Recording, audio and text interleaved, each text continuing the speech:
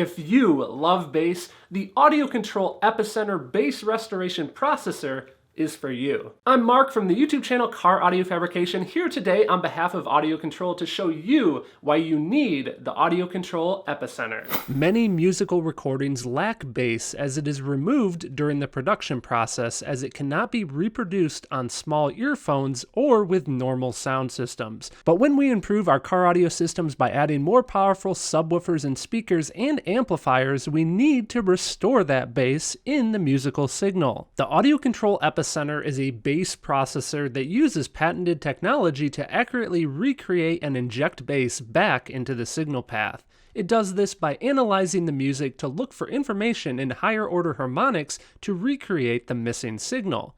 What this means is this device isn't just boosting bass, but actually completely recreating it for true high fidelity, low end output. Installation for the Epicenter is simple. We provide a 12-volt constant and remote turn-on along with ground for power connections, and then the device is connected upstream of our aftermarket amplifiers, but downstream of our source unit, or line output converter.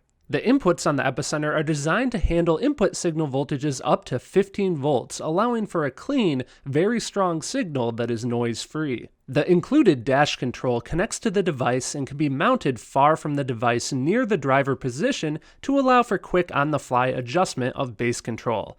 Also, as there are songs out there that do not need bass restoration, this allows the effect to be turned down via the controller. For fine-tuning, the Epicenter includes these para-bass controls. As the acoustics of every vehicle are different, the adjustment of these controls allows you to fine-tune the functionality of the Epicenter to optimize performance for your exact vehicle and system design. The sweep control allows you to choose the center frequency, which is the frequency that is most affected by the Epicenter, and vary it from 27 Hz up to 63 Hz.